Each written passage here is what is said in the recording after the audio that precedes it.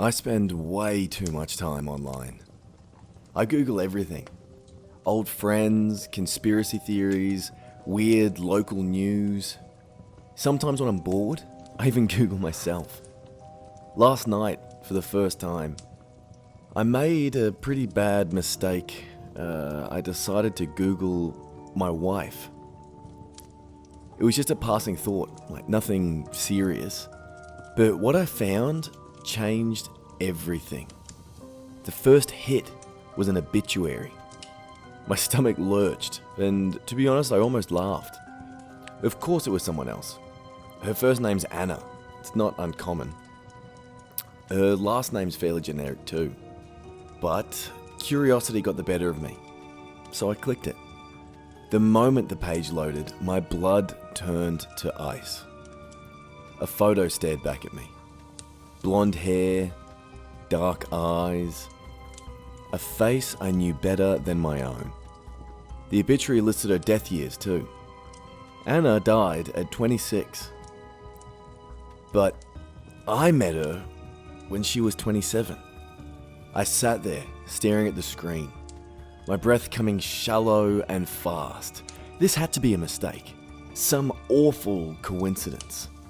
Some twin sister. But the more I read, the harder it became to deny. It mentioned details I knew intimately. Her love of horseback riding, the weekends she volunteered at the shelter, her research in environmental science. It was her. There was no mistake. A shadow moved in the corner of my vision. I nearly jumped out of my skin. "What you looking at?" Anna's voice, right behind me. I slammed the laptop shut so fast it nearly tipped over. Nothing. My voice came out strained, suspicious. I was just looking at gifts for your birthday. For a second she didn't react. Just stood there, still, too still. Then she smiled. That warm, familiar smile that once had made my heart swell.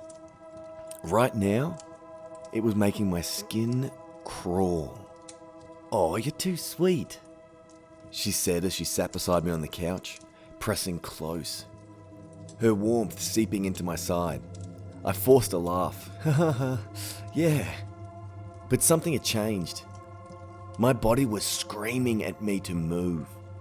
Her presence, once comforting, felt wrong.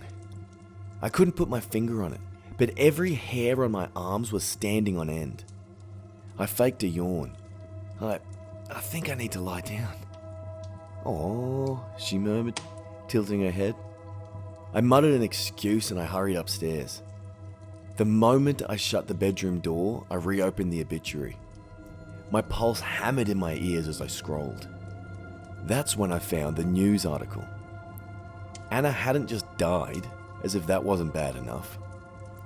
She'd been murdered. I swallowed hard, my mouth dry.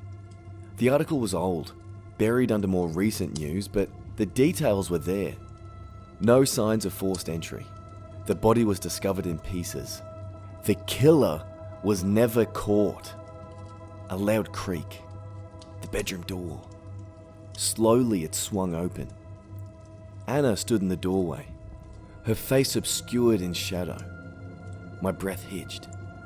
"I came to check on you." My body refused to move. Her voice was soft, but there was something wrong with it. Too smooth, too careful.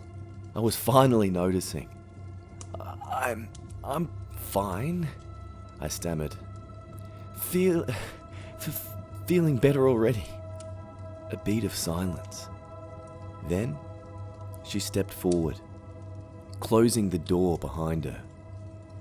I tried not to flinch when she climbed into bed. Her arms wrapped around me, firm and now cold. Not cold like a person who'd been out in the night air. Cold like something that wasn't supposed to be alive at all. "I love you," she whispered against my ear. My throat clenched as I forced myself to respond. I love you too," she sighed contentedly. as if nothing was wrong, as if the real Anna hadn't died 10 years ago. I lay there frozen, waiting for her to drift off. I could feel her chest rise and fall in a slow, steady rhythm, but it didn't comfort me, because deep down, I wasn't sure if she was even breathing at all. I didn't sleep. I waited until the first hints of dawn bled through the curtains, then carefully, slowly, I slipped out of bed. I thanked God that Anna didn't stir. I crept downstairs, grabbed my laptop, and locked myself in the bathroom. My hands trembled as I searched deeper. I needed answers. The articles all confirmed the same story. She died 10 years ago, in a house not far from here. My hands moved before my brain could catch up. I typed in the address of our home, our house, and my stomach dropped. The house, my house, had been sold about 10 years ago. The previous owner, a widow, and the name sent a chill up my spine. Anna's name. I clicked through old records, police reports, anything I could find, and the deeper I dug, the worse it got. The house wasn't just where she died, it was where they found her. Shaky hands covered my mouth. She was buried here. A creak from outside the bathroom. I closed the laptop and pressed my ear to the door. Silence. And then, soft shuffling just outside. Baby? I bit my tongue to keep from screaming. The doorknob twisted. Slowly. I backed up, searching for something, anything to use as a weapon. My hands closed around a can of hairspray. Oh, useless. A sharp knock. Are you okay? Her voice was closer now, right against the door, and I could hear the shift in her tone, the forced concern. I held my breath. The silence stretched between us. My heart slammed against my ribs. Then, footsteps. Moving away. I let out a shuddering breath. I had to leave. Now. I packed a bag as quietly as I could. Clothes, my wallet, car keys. Anna was in the kitchen, humming to herself. The sound made my skin prickle. I had no plan, no idea where I'd go. I just needed to be away. As I reached the front door, a sing-song voice rang out. Where are you going? My grip tightened on the doorknob. Don't turn around. I work, I lied. A pause, then soft footsteps approached. Too light. Careful. You don't have work today. I swallowed hard. She was standing right behind me now. I could feel her breath on my neck, hear the faintest rasp in it, like lungs that had forgotten how to work. I had two choices. Run, or face whatever had taken my wife's place. I chose the first.